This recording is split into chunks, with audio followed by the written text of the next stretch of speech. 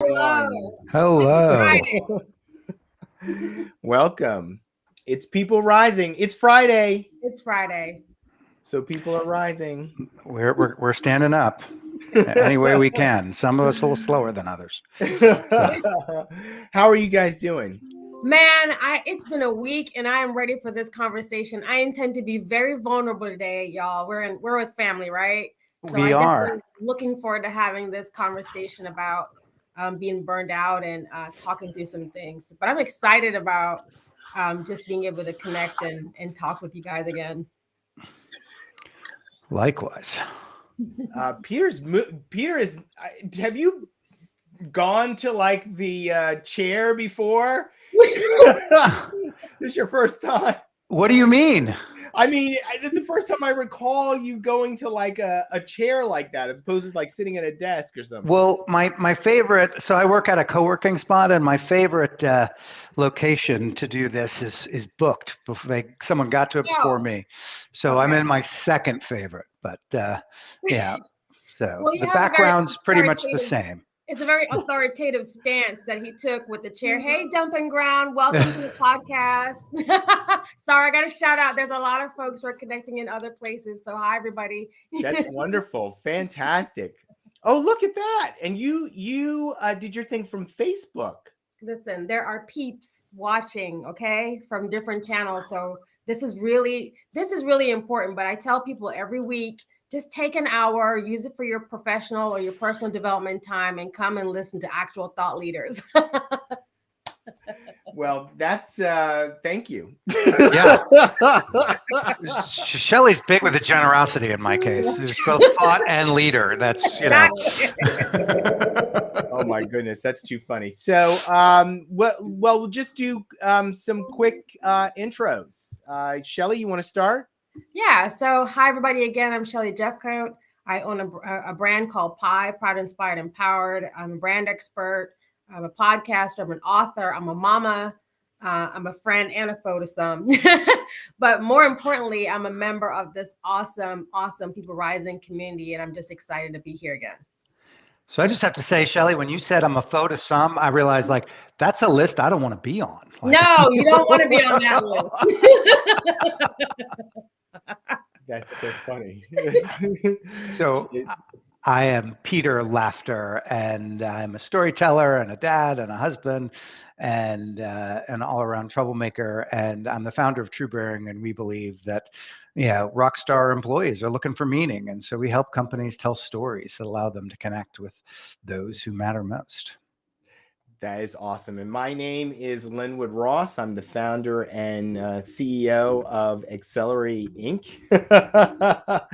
Thank you. Shelley gave me a nice little, I appreciate that. So welcome. Again, welcome. Please say hello from those who are far and wide. We're glad to have you join us. Today we are talking about burnout. It's an important topic. Yeah, it is. Actually, last night I gave a presentation to some organizational design professionals, primarily from the Dallas-Fort Worth area. And part of what I was talking, a very small part, but part of what I was talking about was burnout. What I think burnout, what I think is a symptom of, and I'm sure we're going to get into that today. I know, Shelley, you have some strong feelings. Do you want to start? I have strong feelings. I do. You know, when I so let me just again. I was saying before we started this that I do plan on being very vulnerable because I know this is a topic that I have another circle of women, friends, and leaders that we talk about this all the time. And so special shout out to the Dumping Ground, which also is a podcast that goes out to small business owners within the Atlanta community as well. So I know that there's going to be women watching this that this will resonate. But when I first read, there was an article that you shared. And when I first read that article, I think what really struck me was some of the way that they were breaking down there was a researcher, Christina Maslach, I might be just destroying her name, and she was talking about in the article burnout resulting from stress, and I pointed out some of the areas that in my situation, stress being caused by mismatch between jobs and individual contributors, or sometimes it's because there is no resource available, so you end up doing more than Right. waiting for that gap to be filled. And one thing we've learned is if you've done the more than for a very long time, the organization has no reason to fill that gap for you.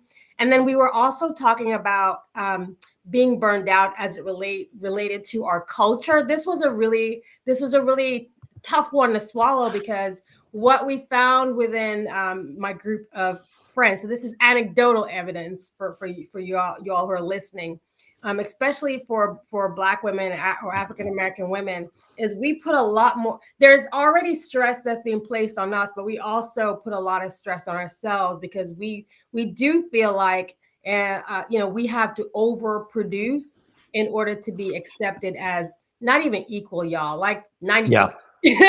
So we end up going, a lot of times above and beyond when we have those situations where there is no help coming, or having to prove ourselves. And that leads to burnout, because it's not something that's sustainable. Working around the clock is not sustainable. Going a week without taking a lunch break, and I'm saying this as someone who does this, is not sustainable. So when I think about burnout, I'm also thinking about what are the things that I can control, because it's a part of a behavior, my behavior, and how I'm responding to this environment or the situation that I'm in, to make sure that I am not burning out. And then the other thing, so listen, I gave an earful to Lenwood early this week. I was like, this is so on time, because I want to encourage women, whether you look like me or not, to really think about how you are going to take an approach to resolving burnout. There are systematic things that are outside of our scope we can't fix within an organization, right? It's just the way it is. But there are things that we can do in ourselves to kind of manage it, so you don't get to that absolute burnout space. And it's not just it's not about self-care, meaning like you need a spa run or Target run or an Amazon, right? It is not a retail therapy. Yeah. I mean, and I'm, just confessing, but there are things that you can do. So I'd love to, touch on that, and also get from a male perspective, how do you manage burnout, and how do you respond to those? Do you have those same types of angst of trying to kind of overexceed? Do you feel like you guys have that same kind of pressure? That was jam packed. That was a lot. Yeah. Listen, this is my therapy hour. And some of the issues that you talked about, they're incredibly problematic, right? I think one of the biggest issues that you raised was this issue of bias. Yes. In the workplace, and your response to that bias. That's right. And that is a very challenging situation. That's one that I have been in. It's one that, because how do you win? Right. You can't win in a situation where someone has a bias about you. Now, I don't want to make this about me, but I was in a situation where I knew that the person that I reported to had a bias about people of my complexion. I knew that. Yeah. Okay. And that meant that she had a perception about me, or not really me, but my people. Yeah. Y'all.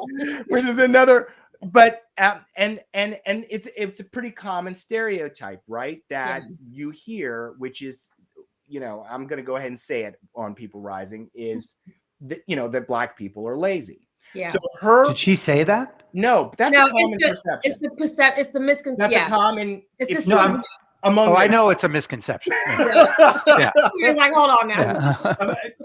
So her answer to any challenge that I might be having was, well, he's lazy. Yeah. Because he's Black. Or just figure it out. Lazy. Just figure it out. Or just help them, Kelly. Just help them.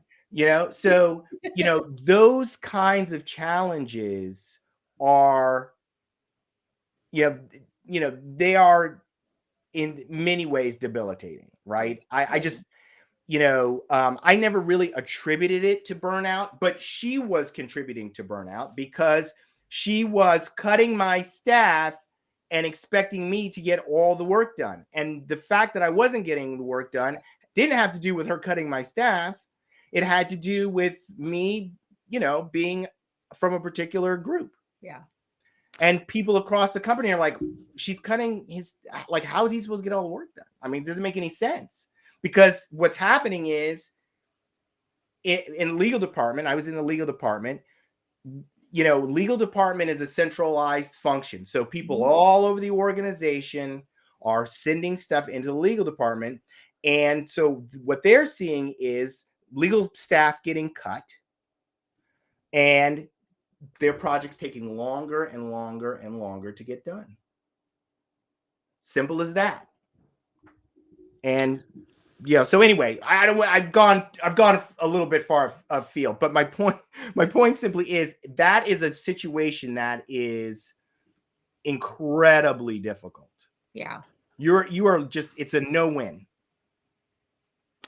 And I mean, I think we probably could take the next 6 episodes and talk about racism in the workplace and still not begin to touch the surface, and not to really talk about burnout all that much. But I think, but it is a problem that it is killing us, and not just racism, but male-dominated thought pattern, and from both perspectives. Right? My racism is exhausting, right? In so many ways. Like, one, I have to distrust you all because of the way you look. And that's actually really tiring, and then when I am confronted with the very obvious examples of my racism, then I have to defend itself because being racist is bad, right? Yeah, and all of that is really exhausting, right?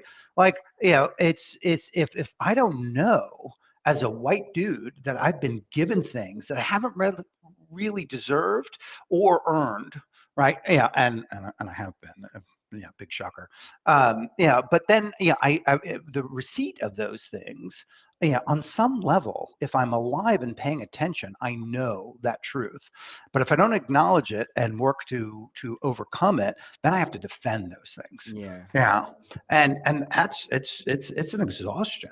And then plus just this whole male-dominated world, I have to view people like Glenwood as a threat constantly, and I have to try and overcome, and like it's a mess.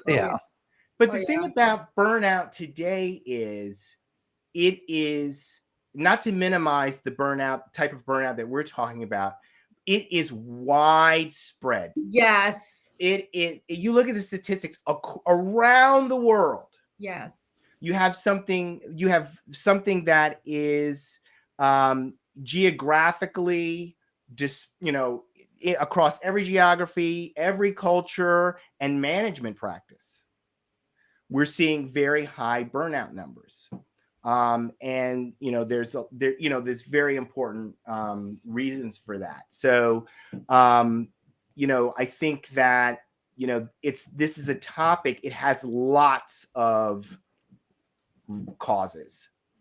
And so I do think it's important to talk about those causes, because they do tell us a little bit about how we can solve them, right? Before we talk about causes, I'm just wondering, should we talk about the effects? Yeah. Oh, there we go. Sam just asked a question about this. I was clairvoyant. Yeah. Yeah. Wow. Yeah. I mean, that's a great comment. It's a great point. And I just think I don't,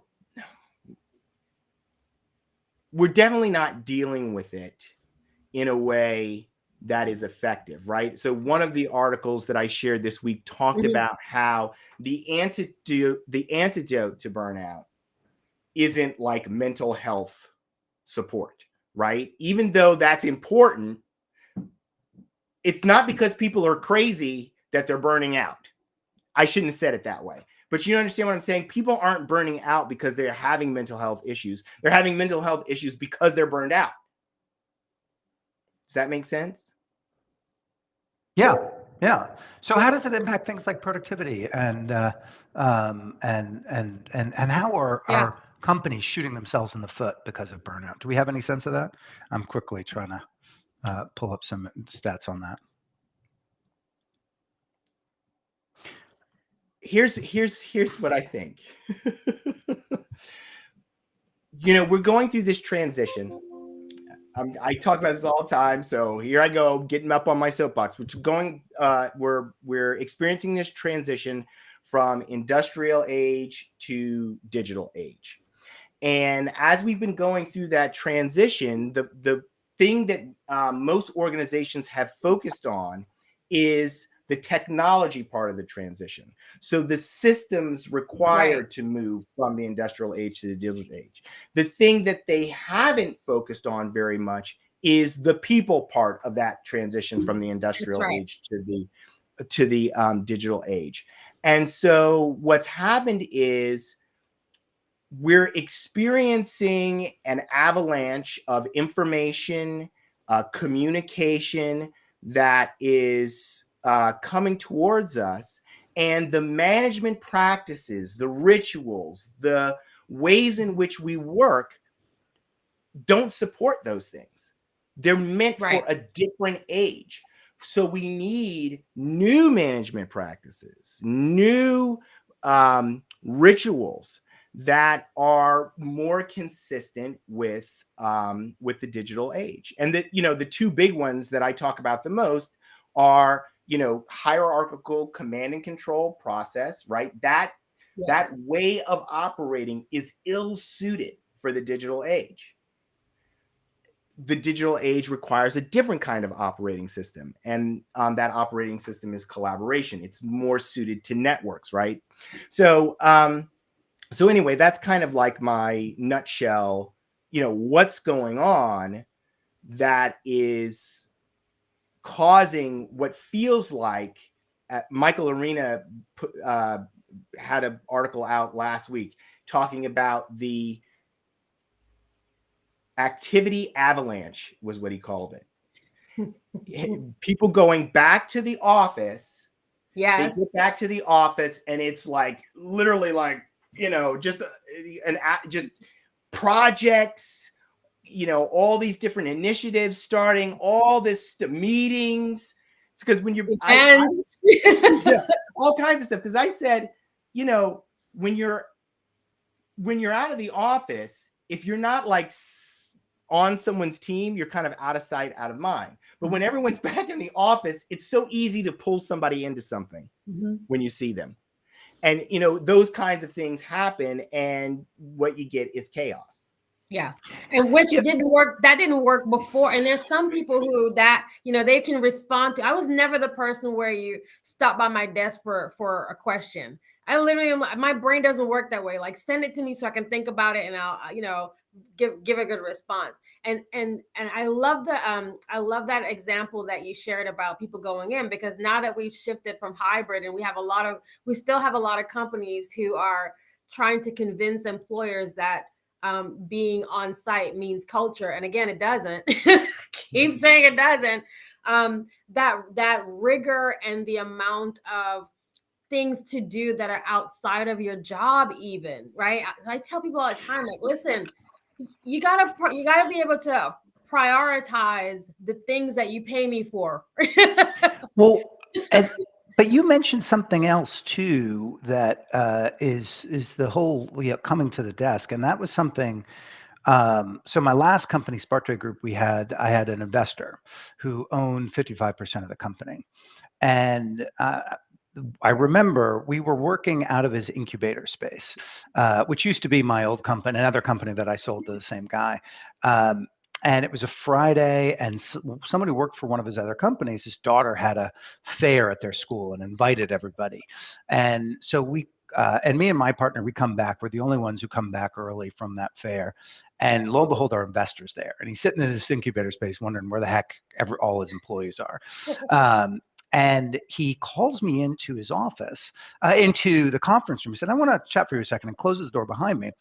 And it's really funny. As I see people walking in, I could see like, uh-oh, that's not good.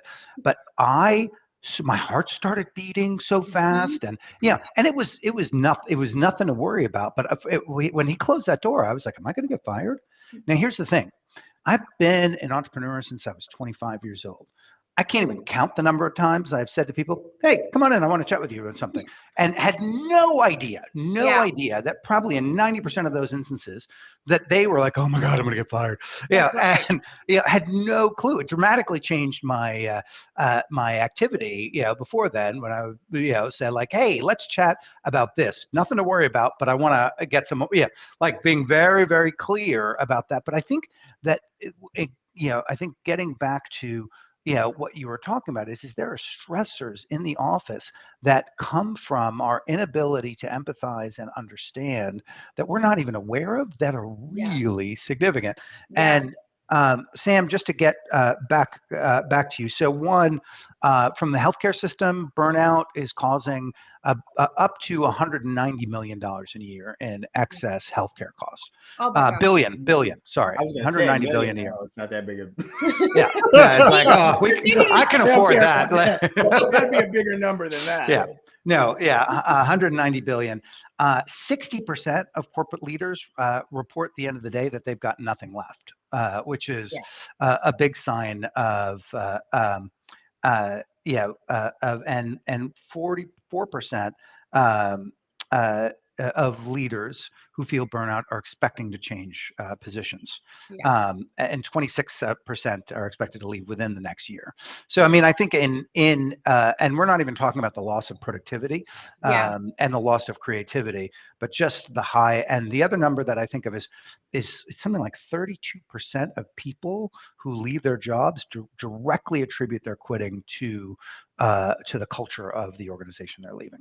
So it's, I mean, and you can't tell me that is not impacted by people's expectations and how they're treated, things that cause burnout. So that's great insight. And it's impacting the C-suite. I don't want to make it seem like we're talking about the individual contributor versus like they're doing something that is impacting everybody else. It's actually affecting everyone. Well, I mean, John Mackey, the CEO of Whole Foods and the author of the book Conscious Capitalism, who's complaining just last year that employees are lazy. Right. Like, no, I mean, you wrote the book on conscious capitalism. What expectations do you have for them? What reasons are you providing, your employees to come to work for you? What higher purpose? And that was another statistic that I saw, that 52% of Americans since the pandemic are questioning the purpose of their work. And I think that's a huge contributor to burnout. Is we're doing work that we're doing it to make a paycheck, but I mean, doing work you don't like or are not connected to is incredibly stressful.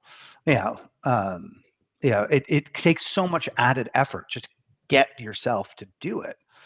From that place. That's a great point. I was thinking about from an HR thank you, Julie. Hopefully I didn't butcher your name. Thank you for that.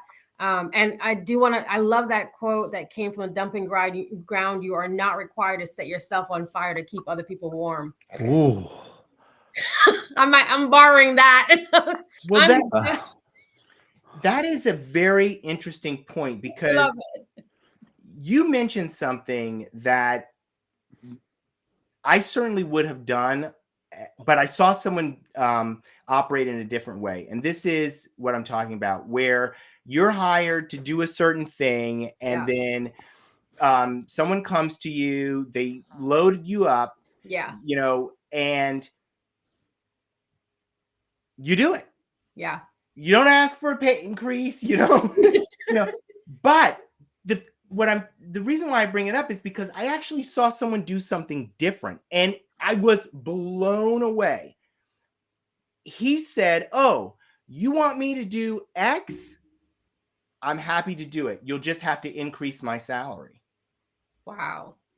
Boom. That's it. Well, And they did it.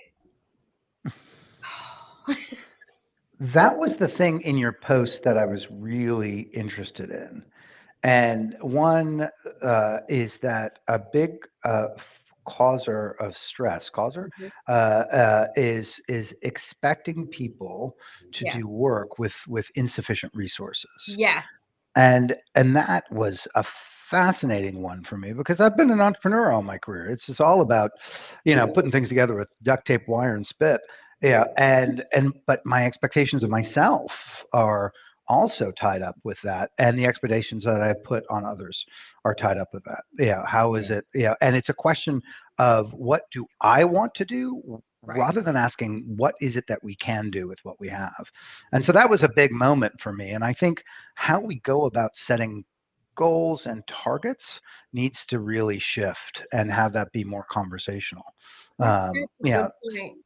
It's also kind of to the individual. So I'm not a recovering workaholic. I thought I was recovering, but I'm not. I actually enjoy the spaces that I'm in. I'm all over the place, y'all, and I'm okay with that. Hey, Katina, yes, purpose factor is huge. And so one of the things that I've been really thinking about, for me, I'm a natural problem solver. And I always think about, I do this in my business and I do this in my day job. Y'all know I float in two spaces. So when I'm in the day job, I am thinking about what can I do to impact the business in a positive way. And so I'm not always thinking about like, it's not within my job description. If I know the answer, I'm going to solve the problem because it's for the betterment of the stakeholders, all of the organization. But the truth is, everyone doesn't operate that way. So someone might see that and go, wow, she's doing X with nothing, not understanding that to get to that nothing, y'all, to solve those problems that are outside my scope, sometimes that's weekends that I'm giving up. A lot of times that's nights that I'm giving up to solve, right? But that, when I think about like, what am I, I'm just being very honest. How am I contributing to my own burnout? How am I managing it in this way where, yeah, I'm supporting the organization. I'm helping us to achieve X, right? But I'm also not getting myself to a place. I don't know if you're a creative person, any one of you're on the line and you're a creative person being burned out it's the worst thing in the world. You can't think of anything, so you end up having like this rough block periods. I'm not going to collaborate with anybody because I'm literally drawing a blank and I need to go off and refresh, to get the brain moving, right? So it takes even time to like kind of restart the engine. And Yeah. and that giving too much, sorry, Linda, but giving people too much to do greatly Yes. diminishes their creativity. I mean, most Yes. people will say, "Oh, I have my best ideas in the shower." Well, that's because it's the only time in your day where you You're don't have alone. information coming at you constantly. I mean, we wake up, oh, look at my phone. It's Well, we have no time to think. That's the digital That's part, the right? digital.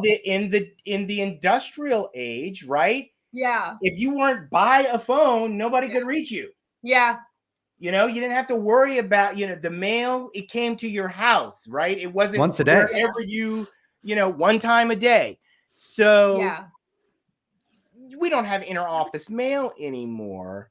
But I guess my point is that what management practices have we changed to account for the fact that we're on 24/7? Yeah. People can reach you via email, Slack, Teams, it's like that notification, Facebook, right? Social media, Yeah. right? People they're pitching you, right? If you're anyone on social media, you're being pitched, at some point from someone, it's just those are the kinds of things that are contributing to this burnout. But to Sam's question, I didn't think of it when he asked. The McKinsey Global Institute came out with this report in February. It's called Performance Through People, Transforming Human Capital into Competitive Advantage. And they analyzed the human capital practices of some 22,000 companies. 22,000 companies. And this piece they call organizational capital, which is like the practices, the things that companies do. It includes culture, systems to some extent. They looked at different types of what they call organizational capital and how people work. And what they found is that collaborative companies that focus on both human capital and performance perform better financially than all other companies. Wow. And even though they might not be using scientific collaboration, okay, they are operating in a way where people are working together.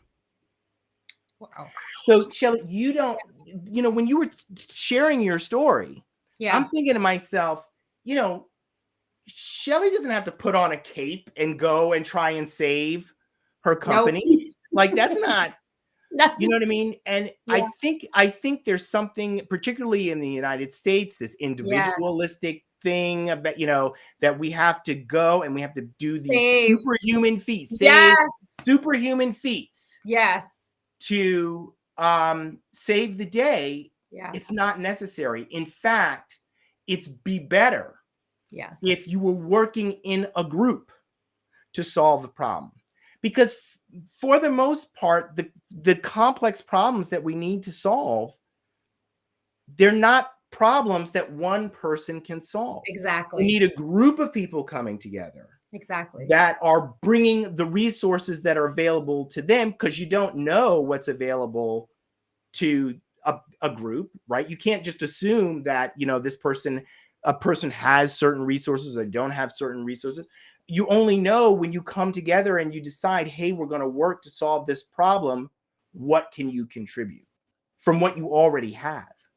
And, I just make that point because you might be and I used to do this all the time.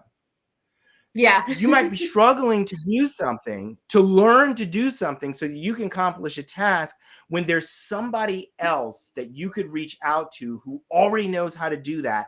You bring them into what you're trying to accomplish so that you can get that thing done faster. Yeah.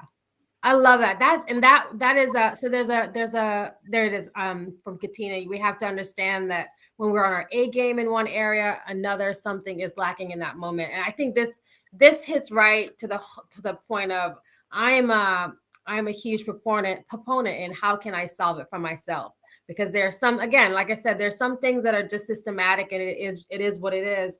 But what can I do to make sure that that I am before I am burned out, before I get to that space? What are some of the checks and balances that I can put in place before I get there? I'd love to hear from the folks for in yourself. The chat. Yeah, for myself. Yeah. What does burnout mean for you? Because that's another thing, Peter, I was thinking about. Maybe what I'm considering burnout isn't the same as somebody else, because I can go longer because I'm a workaholic. I can go a lot longer. Maybe you think you can go longer. Or I think I can go longer. Maybe if you got a little bit more rest, you would produce more instead of struggling. Right. Yeah. Right. That was for me. Yeah. What I needed was a productivity system. Yeah. Okay. So I really struggled with productivity, and I knew it was a problem, or I didn't know it was a problem at first. But once I realized that I'm having a productivity problem, rather than trying to figure it out on my own, I found somebody who had a productivity system, and I learned how to use their system. So, that is the kind of part of that system, by the way, is you need to take time to rejuvenate. Yes. Like it is not productive to work much more than 40 hours a week. That's right. There's a diminishing return in 41, 42, 43, and so on. You need rejuvenation time. So, Shelley, for me, the real sign of burnout is an inability to really think. Yeah, and so it comes when I have too much to do, and then what I keep jumping from, and I have ADHD, so this is but I keep jumping from all of the things that I have to do, and an inability to prioritize, which causes more stress and lack of productivity. But that's how I notice. That's really helpful. Yeah, that's what I was thinking of. I wanted to share like the three things that I'm not sure why there's an echo now. We like hearing your voice so much. If we hear it twice, it's abounding in power. But the three things that have worked for me, shifting out of burnout, or when I get that sense, for me, like what I know I'm burned out when, for me, Peter, when I start hitting those walls, I'm exhausted and I just feel tapped out. So that's the physical response to burnout. Is that exhaustion or is that burnout? No. Burnout when like. I'm West Indian. I'm Jamaican. When I'm burned out, I don't even speak. I'm in pure patois. Nobody even understands what I'm saying. I don't even want y'all to understand what I'm saying. That's literally what I'm like. I'm so burned out. I'm literally like, there's nothing coming, and I have to like step away. So the three things that I've done. The first thing is pause. I actually learned this from an executive leadership coach, and he was teaching me about pausing before responding. Because again, like everybody else, I get bombarded with emails and requests and all those things. So just pausing. But what that pause does, even if it's something as simple as a question that's coming to me, gives my brain a little bit of a chance to kind of I don't know, slow down just a little bit before I have to formulate the response. And sometimes I realize that in my pause, I don't have to. I don't even have to respond because my pause was the response. So I've learned to do that. And then the second thing is speaking up, and just basically just sharing, I'm overloaded. I used to listen. I'm Jamaican. I was raised, we're raised as a running joke with us Yachties that we have many, many jobs. And the truth is a lot of us do, because that's how we roll. We like to have survive. Multiple revenue streams, and that's how we survive. But the idea of like speaking up, especially within the, as a Black woman, speaking up and saying, I can't do this, or I need help was kind of scary. I really honestly, for a long time thought, and I'm a top performer. Okay. But I really thought they're going to fire me if I say I can't do this. They're going to fire me if I say I'm tired and I can't. Yeah. Right. It was crazy. So I had to get to that point where I just had to say it, and it doesn't impact your credibility if you speak up and you're honest with whoever it is, your line manager, the folks around you. Guys, I got to come back to you in a couple of weeks. I need time to, things like that. Just speaking up. And then the last thing is I have an incredible circle of women of support, and you really need that. You need other people that you can trust, and again, it doesn't have to be on the job; it can be off the job. But people that you can tap into as a reserve to say, I think I'm getting to that point, and for them to say, yeah, you need to take a day off, or you know what I mean, have a really good checkpoint that you can turn. So those are three things I wanted to share about how, for myself, I've been able to kind of come out of that burnout space. But yeah, take a day off, take a break. What were you going to say, Peter? Well, I was thinking about that added pressure, particularly with Lenwood's story of the manager who inherently thought that Black people were lazy. Yeah. And I was thinking about that the added pressure of being able to say I've got too much or I'm tired in the context of that conversation must be where it might be very easy for me to say, hey, I'm a little tapped out. I can't take that on. it is clearly not the case. In my situation, also speaking, going to like Shelley's point about having the power to say no. Yes. Like, she's not receiving my no. That's right. Because I don't have the power to say no. That's right. To her because of this extra thing that's going on. That's powerful. Oh, yes, to the circles of support. Individualism is a myth. It is so true. It really is. It's horrible. Can't do this alone. I don't care who you are. But it reminds me of something that Martin Luther King Jr. said. He says, you're telling people to pull themselves up by their bootstraps and they have no boots. Yeah. Yeah.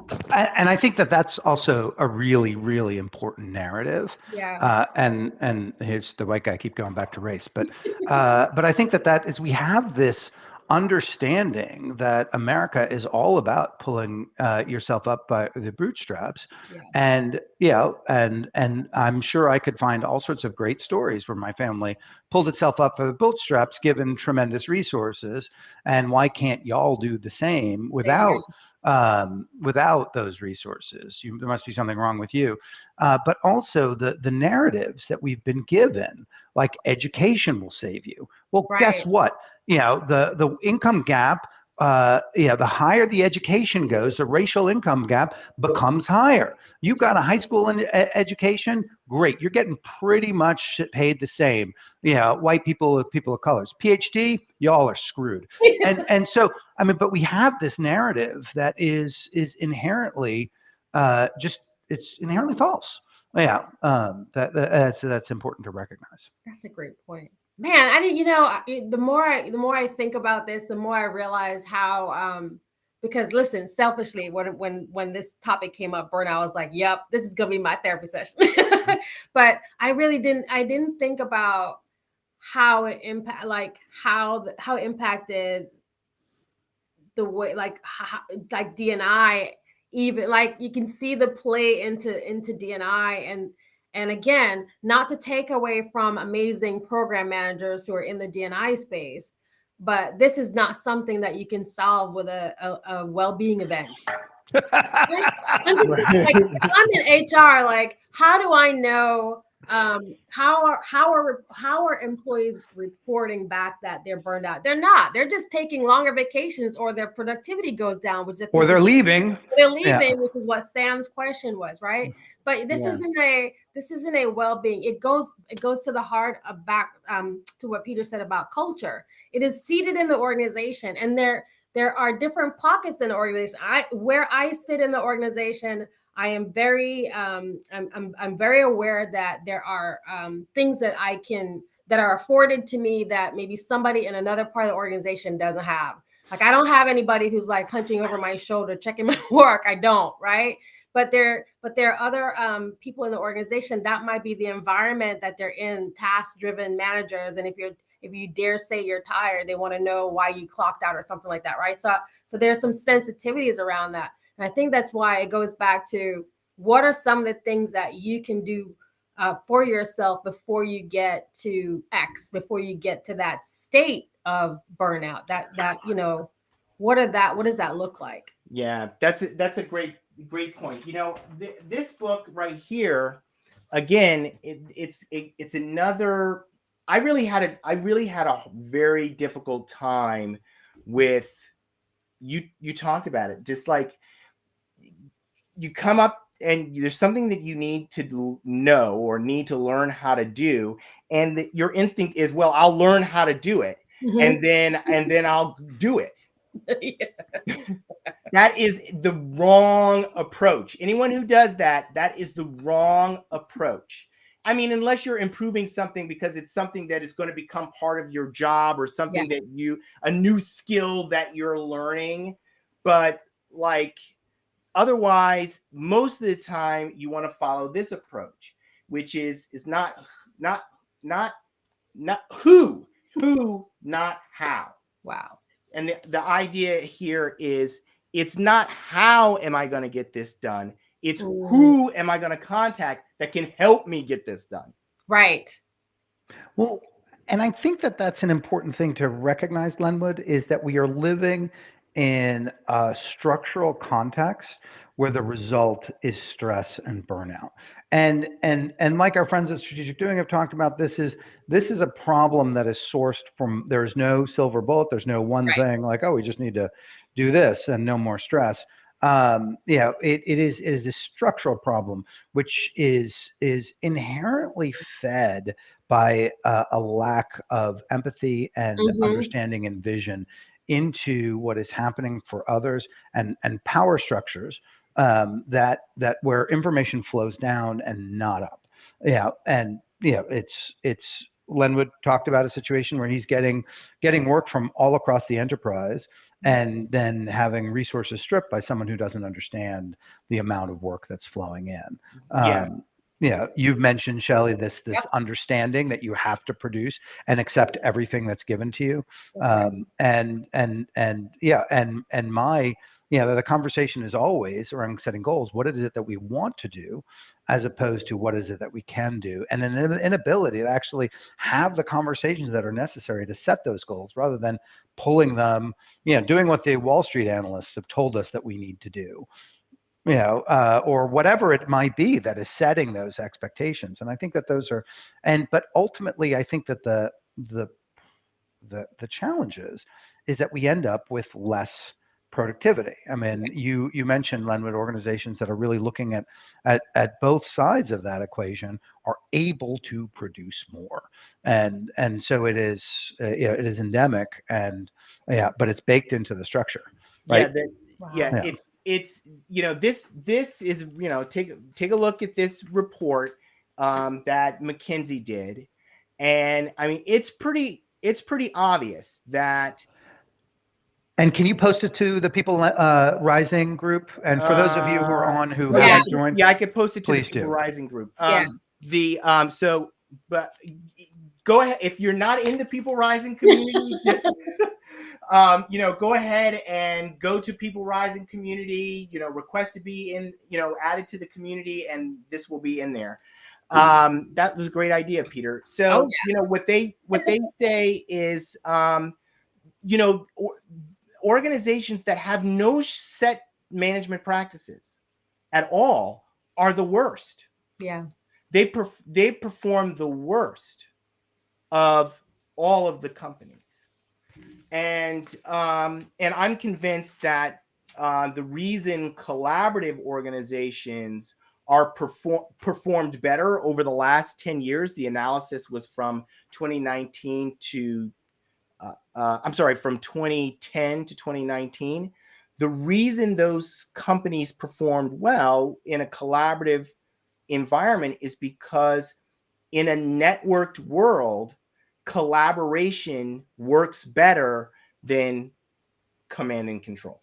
Yeah. Yeah, and I think, just to go back to my song of the importance of purpose, I Yeah. think in that collaborative environment, purpose and values become so much more important, Mhm.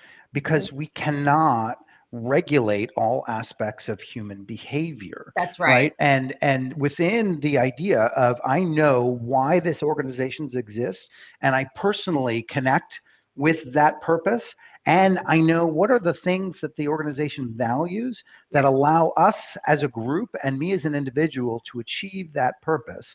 And from there, you can create some really, really powerful matrices for making decisions that are in nature collaborative, that need to be challenged by others when, I make a boneheaded decision, which I am known to do from time to time, that someone can say that there is that, and that can cover many things. I was Yeah. part of a youth group as a teenager, and we had, I mean, there was a lot of rules, but ultimately they had a framework. You had to ask yourself three questions if you didn't know if something was allowed. Is it good for you? Is it good for the other participants? And is it good for the program? If you couldn't say yes to all those three things, you couldn't do it. And it was a very, very, very simple framework. And I don't think, organizations have provided that level of decision making. So you have just people flying off the wheels, people responding to, their, the person who I report to has just been, crappy to me and threw a bunch of stuff at me. So I'm gonna send it That's downstream. right. Yeah, Yeah. yeah, and at no point in that waterfall of bad activity that might go from the CEO all the way down the line is the ability of someone to say, "Whoa, whoa, this is not consistent with who we are." Yeah, and I think that is something that is incredibly important. That Just to that it piggyback starts on with that, knowledge. when we're thinking about values, so one of the things that that we've been able to do where I am is aligning those values to some level of reward and even recognition. So at the end of the year, you're expected to kind of showcase or how the values resonated in the work that you did. And it's hard to do that if you spent all year not being collaborative. You're right, it's hard for you to do that because there's and it's all employees regardless of level, so there is that level of accountability, if you will, but that's not consistent. You know what I mean? It's not consistent, meaning to Katina's point, she shared if you report, I guess, the behavior, if you reported the need or the burnout to your manager and they brush it off and they're not compassionate. We talked about empathy, or even begin to talk about what you can do differently in your job function. There are those pockets that even if you have an incredible organization with wonderful value statements and purpose and it's all aligned, but you have that line manager who is kind of operating in what Linwood talked about, kind of that old frame thinking, which is comes back to how we started, and they're still operating within that space. You still have to come up with your way of how you make things better for yourself where you are, or maybe that's not where you belong. Okay. Listen to this. I mean, there's a Harvard Business Review article. It just came out. It's research on employees' thoughts about the diversity, equity, Oh inclusion, yeah. and belonging efforts, how they're feeling. This is a ridiculous statistic. 76% of people say their company doesn't care about them. Yes. Oh my gosh. Yeah. And are kind of right. I mean, Yeah. is we have this organization that really that prioritizes, views people as objects. Yeah. And I think that is I'm publishing an article on Monday on this. CEOs and C-suite executives in general are the worst guardians of their company's purpose and values, Yeah. right? And it's not because they're bad people. It's because A, they can't see the impact of the decisions that are being made, and two, they are the point of the spear on pressures that most people in the organization don't. And the example that one of the examples I bring up is when Benioff, after gutting 10% of Salesforce, talked about the importance of family and how much he believed in family for 2 hours, on a meeting. Meanwhile, this entire company were like, "What the hell are you talking about?" And he didn't see it. But here's the thing: Benioff used to be the majority shareholder of Salesforce. Wow. So he had this power to be able to say, we're going to move in a different direction. And now, not the case. So he's got activist investors who are leaning on him to produce certain things and do certain things, which are quite frankly contrary to, I think, what he had originally hoped for and hoped to accomplish with his company, and and probably didn't even see the hypocrisy of what he was doing. Probably. And I Yeah, think so that is the importance of having two-way communication and structures that allow people to push back. I want to share this Yeah. comment. Oops, is that no? Wait, yeah, that's it. Yeah.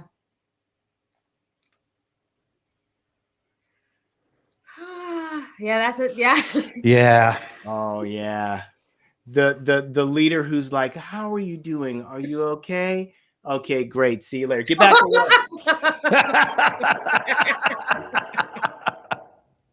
Yeah. I actually had that same person that I was reporting to. Yeah. She asked me something, and it was, like, didn't really care to hear the answer. And then I started talking about my new dog that I had, and finally she said, I don't want to hear about your dog. And then it was to the spreadsheet. Well, maybe she was a cat person, you know. Wait, meanwhile, I'm sitting here thinking, because sometimes I don't like to give out details either. Yeah. So, one thing that I wanted to just mention, Peter, is something that you said, which is actually very striking, is that in hierarchies, communication is what's valued, like moving information, but in networks, shared purpose, shared value is necessary because you need to create alignment. You need to create alignment for people working together. So shared purpose, shared values, really important in the digital age. Really important. Absolutely. So we got 5 minutes or 4 minutes left. I'm curious. I know I shared my 3 tips on how to maybe resolve or help folks with burnout. What tips would you guys share with any of the folks that are watching that are feeling burned out? What kind of tips there?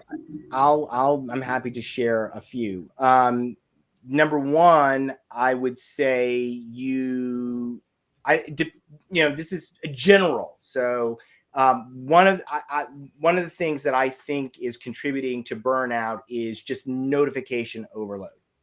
All right, so you should just block your time so that you're not trying to respond to all these notifications throughout the day. So, you pick a few times when you're going to respond to email and the various notifications, and the other times you're going to do focused work.